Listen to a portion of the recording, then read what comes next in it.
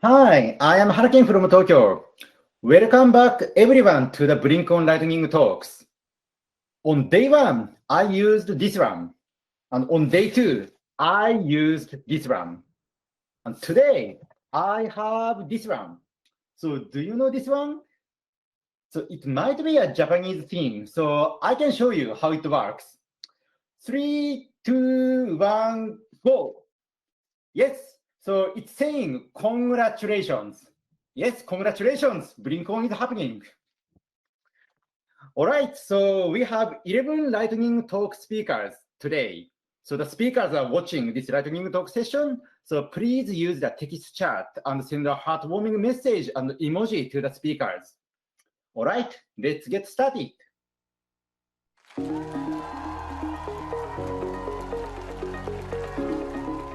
Hello, my name is Arnaud Renevier and I work at Facebook in the web browser engineering team.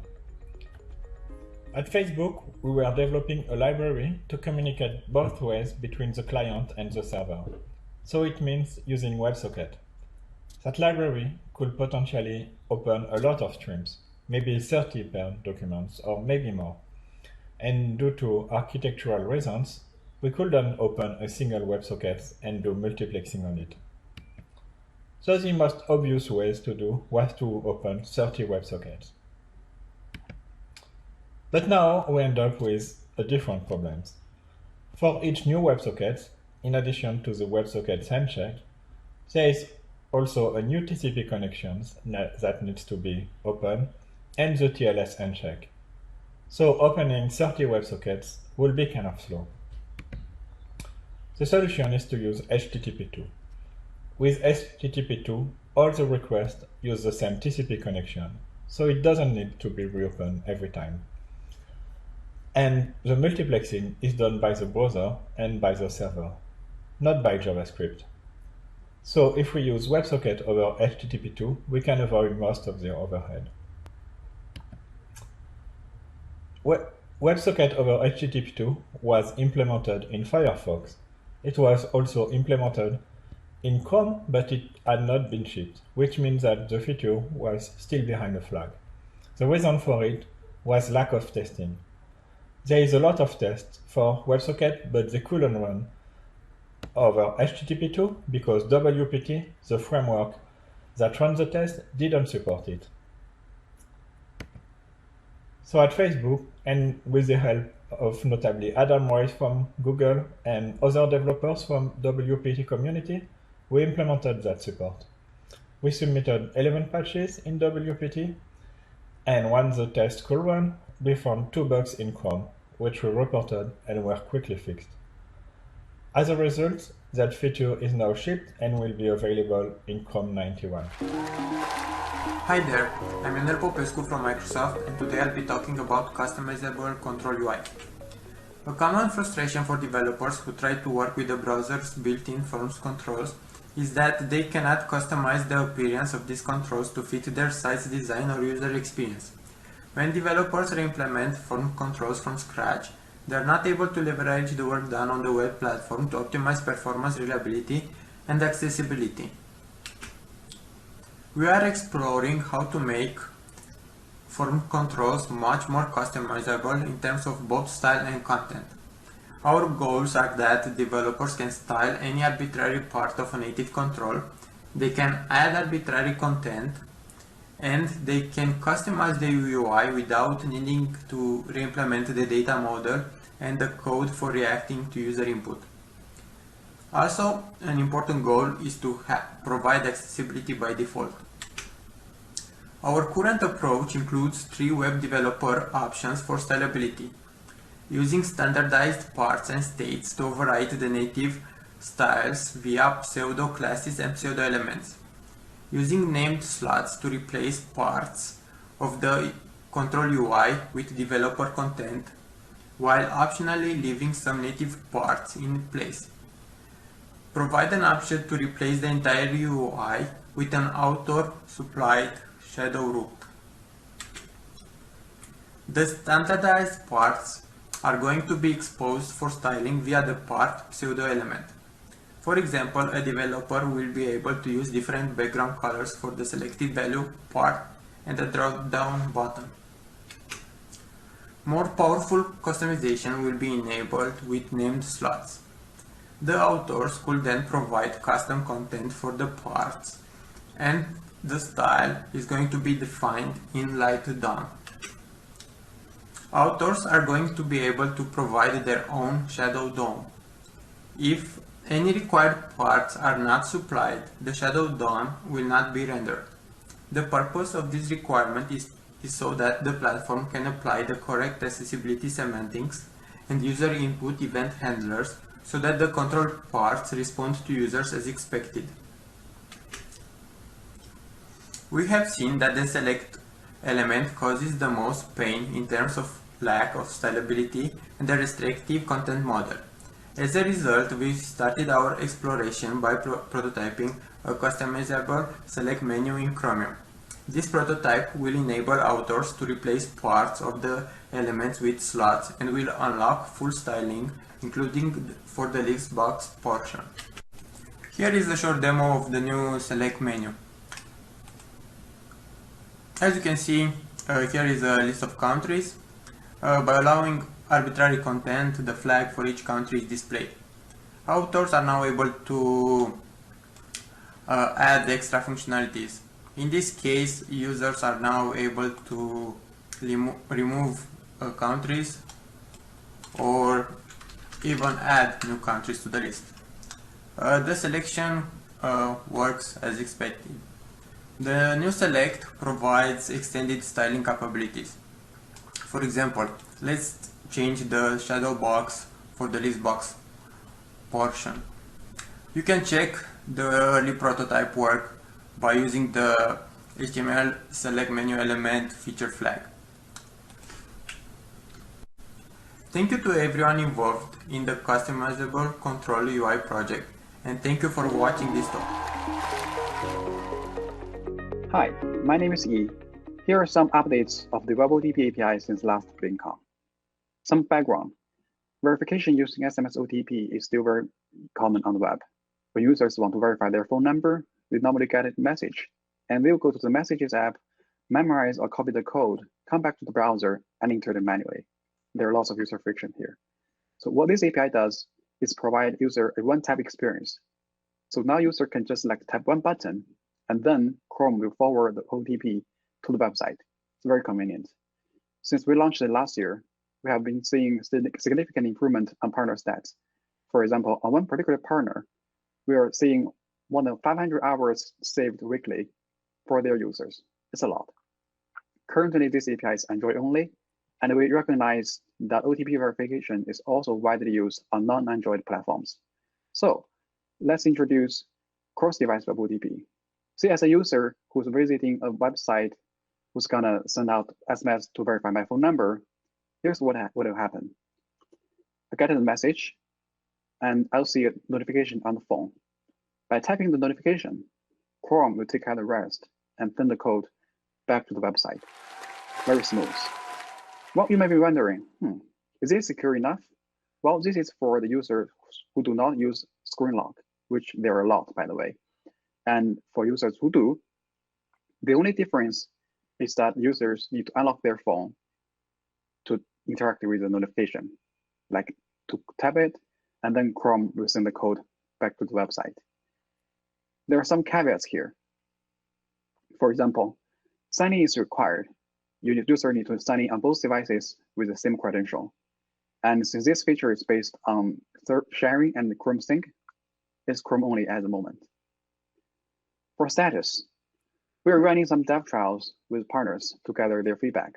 And we also identify some rooms for improvement. So we work with internal teams to discuss for better UX flows. We also made some progress on other projects. For example, we are launching a new UI with better UX. We are adding support to use this API in the cross-origin iframe. This is very useful in the payment world because many merchandise websites, they embed a third-party payment service for checkout. Now they can benefit from this API. We're also exploring email OTP to bring this API to the email verification. We have a separate breakout session on day 2. Check it out if you're interested. Thank you. Hi everyone, I'm Austin from the Chrome GPU team. We often hear from developers that their GPU workloads are bottlenecked on JavaScript CPU performance, particularly due to bindings from JavaScript into Blink's C++ code. I'm going to tell you about an optimization we're working on in collaboration with the V8 team to help solve this problem. Today's bindings from V8 into Blink call a general function callback, which uses V8's public API to convert arguments, then perform type checks, overload resolution, and finally call the C++ function implementation in Blink. V8 fast calls add an alternative function callback, which looks roughly like this. Notice that the arguments come in already as primitive types and do not need to be converted. This new code path kicks in only after Turbofan. V8's optimizing compiler has optimized the call site. It improves performance in a few ways. 1, argument conversions from V8 internal representation to primitive C types are inlined into the call site. 2, Turbofan generates a very cheap call to the fast callback in Blink instead of constructing a more heavyweight handle scope. And thirdly, overload resolution may occur at optimization time if the overload can be determined solely from the number of arguments, which removes the need for additional runtime checks. For web APIs where the current bindings cost is significant relative to the cost of the implementation in Blink, V8 fast calls provides big speedups. Benchmarks using WebGPU have shown a roughly 20% reduction in main thread CPU time. Because V8 invokes the function callback in a lightweight manner, these speedups come with the restriction that the fast callback must not allocate on the managed heap or make a reentrant call into a JavaScript runtime. Doing so may trigger garbage collection and break V8's assumption that pointers to objects will not move. Because of these potential pitfalls, please email V8 Fast API if you plan to use this. No allocation also means Blink cannot throw exceptions or perform operations like logging to the console. This is a pretty heavy restriction, so in order to make it easier for a web API to use fast calls, these operations can be done by performing them in a deferred manner. The fast calls provide a fallback mechanism where Blink can enqueue deferred actions. This is a queue of closures which will be executed after returning from the fast callback. Posting a deferred action signals to V8 to call back into Blink a second time in a GC safe manner to flush the deferred actions queue. So what's next?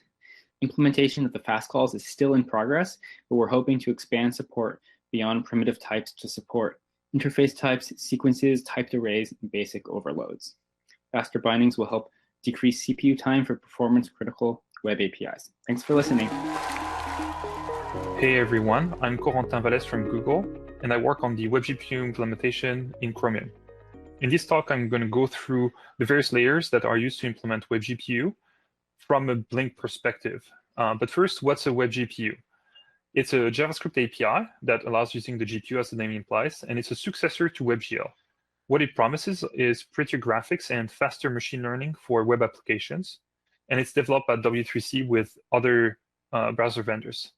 What's interesting about WebGPU for this talk is that it uses the GPU process. So what's the GPU process? Well, at first, Chrome didn't have any use for the GPU, but then when it started to want to use the GPU, the question is, where do we put the GPU driver? We could put it in the render process, but GPU drivers can be fully sandboxed, and reducing the sandbox would be a security issue. And we can't put it in the browser process because GPU drivers are crashy, and them crashing would just bring down all of Chromium. So instead, Chrome has yet another process, that's the GPU process, where the GPU driver lives, and anything that wants to do GPU stuff has to talk to the GPU process through IPC. So now on to the WebGPU layer cake. This is the full picture, but we're going to go step by step. The most important thing for the layer and the layering is that there's a WebGPU.h C header that's a 1-1 mapping with the WebIDL for WebGPU. The C header is auto-generated by Dawn, which is Chromium's WebGPU library. So going from a JavaScript call, at first, it goes to the Blink bindings that will convert the JavaScript call to a C WebGPU.h call. The implementation of WebGPU.h in the render process is Dawn's IPC client, which will take the call and serialize it to shared memory. Then the shared memory is sent to the GPU process, where it's deserialized by Dawn's IPC server, and that will then call WebGPU.h. And WebGPU.h in the GPU process is backed by Dawn's translator, translator library to the native GPU APIs, and it will call the GPU driver in various ways depending on the platform. So this is the full layer cake for WebGPU with links to the source code. But this is not just WebGPU. Other GPU APIs in Blink, like WebGL or Canvas, all use a similar structure. And there's even more in the future. For example, the Web Machine Learning API, whatever it's going to be, is probably going to use the GPU and have the same structure. But also the Compositor and Media APIs are a bit different, but they also use the same ideas. So yeah, this was Corentin and the layer cake for WebGPU. Okay, story time. A few of us had an idea about 5 years ago now for a way for developers to rein in the complexity of the ever-expanding web platform and give them access to new ways to declaratively configure their sites.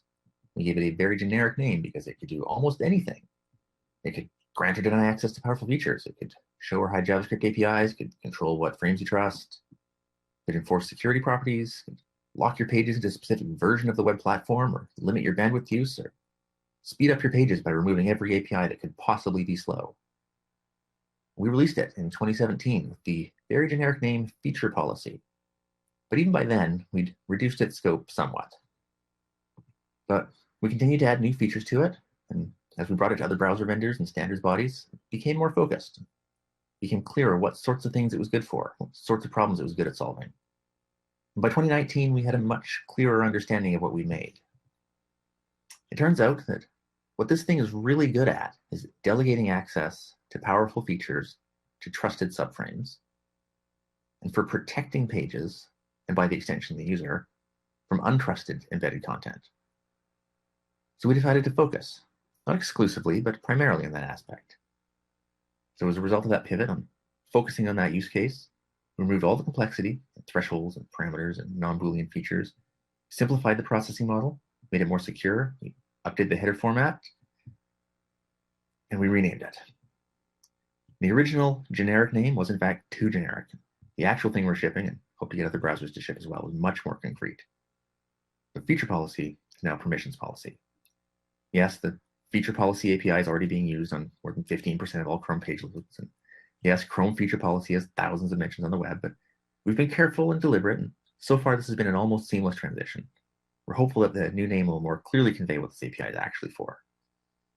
And after a long series of CLs, changing over 3,600 lines of code across a combined 877 files, as of about 8 weeks ago, we've completely replaced the term feature policy in the code base with permissions policy. It's not quite done. We still support the old header and have some work to do to move people to the new one. The JavaScript API still document.feature policy, but we're confident we'll get there. The upshot of this is that if you have a feature that needs to be controlled or restricted and untrusted content, then permissions policy is where you should be looking now. We still have all the other crazy ideas. We just move them into document policy. So if you have something that should be controllable but doesn't fit permissions policy, come talk to us. Hello, my name is Mario Bianucci, and I'm going to be giving you a quick update on the status of delegated ink trails in Chromium. As a quick reminder, delegated ink trails is a new JavaScript API for improving latency when inking on the web. This is a very low overhead API that the web developer can use alongside their current ink rendering pipeline by just providing a small description of the current ink stroke and the final point that they have drawn. Then we start forwarding points from the browser process to the GPU process as soon as they are received, and then after everything else is drawn to the buffer, we draw any points that we received and a trail connecting them all to the final point of the ink stroke. This, combined with prediction, is able to improve latency when inking on the web. On the left, you can see what has been available for the past 6 months or so behind the experimental web platform features flag. The small green part of the trail is what the API is doing solely within Chromium to reduce the latency. While there is some improvement, you can see that it is relatively minor, even with the prediction that is being done here. The improvement is also inconsistent, as points are not consistently arriving faster than the point that JavaScript is providing, and prediction is not always successful. On the right, however, you can see the latency improvement offered by the upcoming Windows 10 API. It dramatically improves the user experience when inking by significantly improving the latency.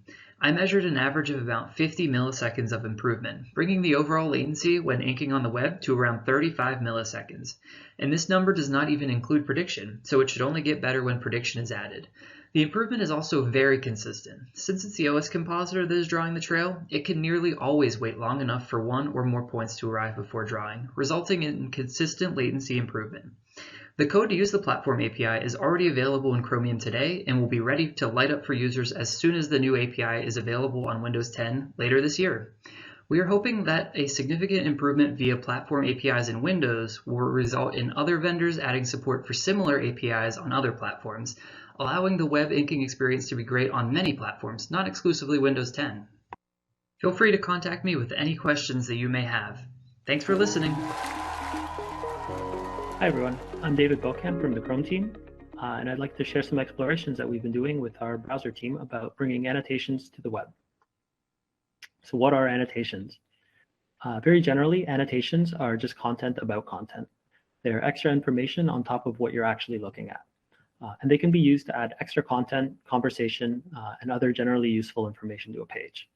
A very familiar and concrete example here is Google Docs.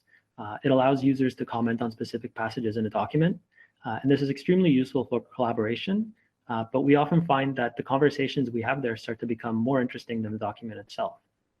So we're looking at ways to extend this notion to the open web. You might be thinking, Google Docs can already do this, and it's on the web. And if you're really plugged in, you might have already heard about some of these existing annotation tools, or even the W3C web annotation standard. So why do we need to add anything here at all? So annotations aren't really supported by the web platform. All of these existing tools are very specialized, and because of that, they can't share annotations outside of the tool. And this really limits their reach, both in terms of content and users. However, as a browser, we have a lot of scale. And this is a case where scale really matters. There's a real difference in being able to annotate anything and then share it with anybody and know that they'll be able to see it and respond to it. We want the web to be more useful and more collaborative.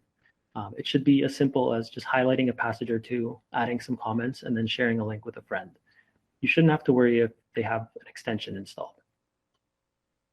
So user-to-user commenting is maybe the most obvious and useful use case here, but there's a ton of possibilities. An example could be crowdsourced corrections or extra references that could be really cool and helpful. But also annotations don't have to be user-generated. Perhaps Wikipedia could provide contextual panels as you browse the web. Or your email client would show you emails related to the page that you're looking at. Of course, this comes with significant challenges. The web is already quite noisy with pop-ups and distractions. So how do we make sure that this isn't just adding more noise and distraction? How do we make sure that this isn't abused to trick users or spread disinformation? And how can we make sure users understand what annotations are, where they're coming from, and why they're seeing them? There's a lot of open questions here. So how do we plan to deal with these issues? We don't really know yet. This is still very much in the early ideas stage, but from the web platform perspective, we'd like to build out the APIs to let web content integrate with having a second presentation layer. This is very challenging, but also very exciting and has a lot of potential to open up new possibilities. We've recently published an explainer that goes into a bit more depth. So if you're interested, please check it out and let us know what you think. Thank you. Hello, my name is Arnaud Renevier and I work at Facebook on web infrastructure and performance. I'm here to share how all the memory work Blink is doing is making an impact for large sites like Facebook.com and is enabling the web industry to make improvements. I want to give a special thank you to the following efforts that make it possible for us to run our memory optimization efforts. I'll go over how we use each of these to make and measure improvements. Armed with the knowledge and the training from the V8 Memory Roadshow, we started using Chrome's memory tooling for hunting memory leaks. We were able to find leaks and make improvements, but we couldn't measure them since performance.memory was still bucketed at the time. This process was too manual to scale to a large site like Facebook. We started using Puppeteer to automatically grab daily heap snapshots and analyze them for leak patterns.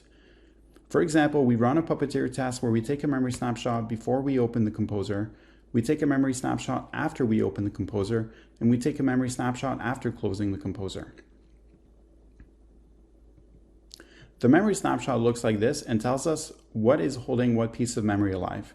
We look if there's any memory left over from opening the composer. If so, we take the shortest path to the GC root. This becomes the leak signature. We fire off a task to an engineer trained in memory leaks to look at this annotated heap snapshots. We found these to be highly actionable. After the leak is fixed, this process repeats overnight until all the associated leaks are fixed. With these reports, we've made fixes all over the web stack. For example, in Blink, we've changed how the error object retains closure. We've been rethinking React's memory model and unmount cleanup. We've made improvements in Relay's data fetching framework and Facebook's web infrastructure, and many fixes in our front-end code. We've also seen interesting issues dealing with V8 shared closure context. Then we've used the unbucketed performance.memory to measure the improvements we've made. And we've seen huge top-line drops in memory usage on Facebook. We've then used the crash reporting API to look at out-of-memory errors on Facebook, and we've also seen a huge drops in out-of-memory errors because of the improvements that we've made. We've also seen small but statistically significant improvements measured on nearly all the recorded performance interaction. We've also seen statistically significant engagement improvements. This confirms that memory work improves performance, reliability, and engagement. Thank you for working on these kinds of efforts. They have a huge impact on building rich web application. I'm looking forward to see how we can leverage new features like the JS self-profiling APIs and new ideas being proposed in BlinkOn 14. Thank you. Hi, we are working at the Chrome loading team, and I want to talk about the new mechanism introduced by us. It's called Mojo Capability Control, or we can call it MCC. So, what is Mojo Capability Control? As you know, in Chromium multiprocess architecture, renderer processes are not trusted. So, the browser process should audit the incoming IPC requests carefully. For some pages, the current mechanism can be enough, but we may want to apply more strict capability control in other scenarios. We'll discuss them later. The MCC is the secondary security check running in the browser process. After it, the browser process can delay binding some receiver ends or even discard the current execution context. Then, let's talk a little about the new scenario pre-render 2. We are trying to bring this feature back with better security and privacy protection. You can refer to this link for more information. In this scenario, it requires feature restrictions on pre-rendering pages. For example, it may want to delay accessing storage until users navigate to the pre-rendered pages. Then is the design overview. Browser Interface Broker is a browser-side service registry for Blink. We modify it to have better capability control. Here, renderer sends a pending receiver over the BIB interface. When BIB import receives the receiver, it finds the callback for it and runs the callback immediately. Then, a new message pipe is set up. But for BIB with capability control, BIB import first checks the bind policy for it. If the policy is defer, it delays binding it until it receives a signal. For pre-render 2, the signal is to activate the pre-rendered page.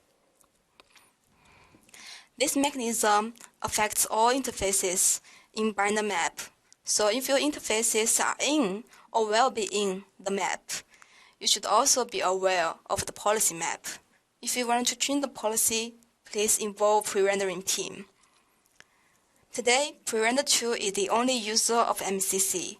If you feel this mechanism can also be useful for your projects, please feel free to contact us. Thank you. Hi there, I'm Stephen. I'm the lead of the web payments team in Chrome, and I'm here today to talk to you about secure payment confirmation and a pilot study that we ran late last year. So, what is secure payment confirmation, or SPC? Well, I'm sure most folks are familiar with this screen on the web. You're trying to buy something, and so you're asked to fill in all your credit card details and then hit the pay button. You do so, and you're presented by this screen, a strange loading spinner that lasts for a few seconds and then sometimes is followed by this. This is called a step-up challenge. It's your bank asking you to prove that you are the person authorized to use this card. Step-up challenges are common in markets like Europe and India today, and they're becoming more common around the world. They're also a serious source of pain for users. Merchants see a large drop-off rate when a user is presented with a step-up challenge, and they're rightfully concerned about their business. So how does SPC help? Well, SPC brings together WebAuthn and payment information to allow the user to easily prove their identity using biometrics, and then allows the bank to cryptographically verify that the user did authorize this transaction. The user enrolls once on their bank's website or any merchant, and then can use it across any other merchant on the web. So how about that pilot study? Well, late last year, we partnered with Stripe to use SPC across many of their merchant websites. Our hypotheses were that SPC would improve the conversion rate and reduce the time spent during authentication, both compared to the traditional step-up challenge flow. Let's look at the results. The traditional 3DS2 challenge flow has an 85% completion rate, a 36-second median duration, and a 52-second mean duration, which means there is a long tail of users who spend a lot of time trying to complete this flow. In comparison, SPC had a 93% completion rate, 12-second median duration, and only a 15-second mean. A win all round. These results are great. There was one catch: enrollment. SPC requires users to enroll biometrics, and users still aren't quite sure what that means, and they aren't very trustful of it. So we have some work to do there. So what are the next steps for SPC? Well, firstly, we have a new origin trial starting soon, which includes a better enrollment UX that we hope is going to improve on that 20%. We're also bringing SPC to more platforms, including Windows, which has already landed, and Android, which is under development now. We're adding more partners outside of Stripe so that we can validate our MVP and make sure that we've covered our essentials. And then we're hoping to launch sometime late this year. It's important to note that the launch of SPC is not the end. It's really just the beginning of what I expect will be a multi-year journey for payments on the web. Hi everyone, I'm Penny. I'm a product manager on the Chrome Web Platform team, and today I'll be talking about enabling web stores. Let's start with why stores are a good thing for users. To do so, I want to illustrate with a couple of quick exercises. Please do follow along. I'd like you to think of 3 pieces of great web software that you're using every day from different vendors, whether that's on your phone, your tablet, or your desktop. Now I want you to imagine you purchased a new device. Where are you going to go to find the software? You probably ended up having to go to 3 different places. If you're using native apps, on either iOS or Android though, you don't have to go to 3 different places. In fact, you don't need to go anywhere. The store is just taking care of this problem when you transfer to a new device.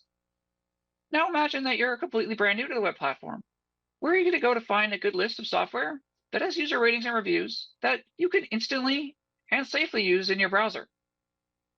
You're probably struggling to come up with anywhere right now because there really isn't very much out there. Let's talk about developers. Discovery is one of the biggest challenges faced by an indie dev. Figuring out both how users are going to find your software, as well as how can you help users trust that your software does what you says it does, and that it is actually good and worth using. Search engines are too generic and lack ratings and reviews. Stores are solving this problem by providing a domain-specific search engine that also provides a trusted source of ratings and reviews. Getting paid is also really hard for indie devs. Users are pretty careful with entering payment information into websites when they don't know the brand. And of course, fraud is a very real issue in both directions. And stores are solving this problem by providing a trust vehicle. Users are more likely to buy software if they know that they can trust that a refund is going to happen and that they're not going to get overcharged. So why is it so hard to make a good web store right now? First, there's a limited amount of value that PWA stores today can add without some key platform features. To run a store, for example, you really need a mechanism to solicit reviews from users who have actually installed the app from your store, and to know how many installs were actually driven by the store, as well as the ability to trigger that install UI in the first place. It's also pretty hard for stores to monetize today. There's been a number of attempts at PWA directories, but these can never grow because they're only monetizing via display ads. Providing access to a payment handler is crucial for stores to really monetize the value that they're delivering for their users. The opportunity here is to offer more store-like UI in the browser, and some of this is already in progress if you're not familiar with it. And we could also provide the right mechanisms for stores to trigger the install UI, share the right information between the app and the store, while of course respecting user privacy. And we can also help stores hit web apps with the digital goods payment gateway. If you're interested in talking more about stores, let's chat. Here are my contact information. Talk to you soon.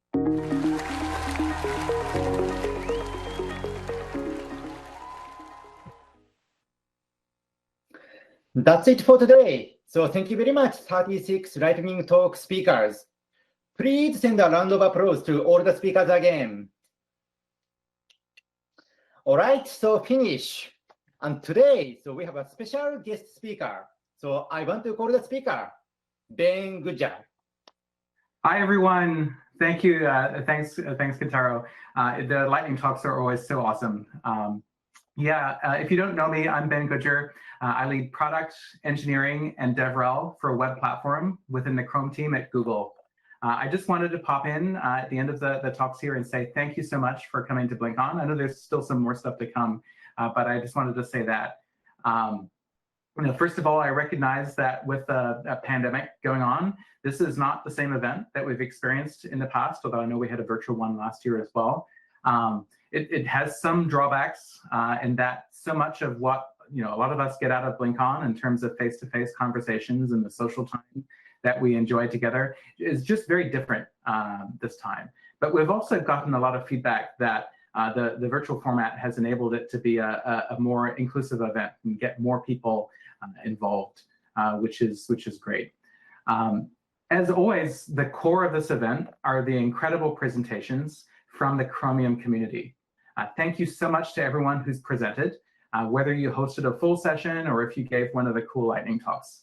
It's really exciting to see the ways that we're evolving the web, whether it be ambitious architectural changes that help our developer community produce more compelling content more easily, optimizations, memory efficiency changes that make life better for our end users. What's exciting to me is how many people from many different organizations and interests come together at BlinkOn. And it's so important because the web is something that we build together. And thanks to everyone who tuned in as well, or contributed in any other way.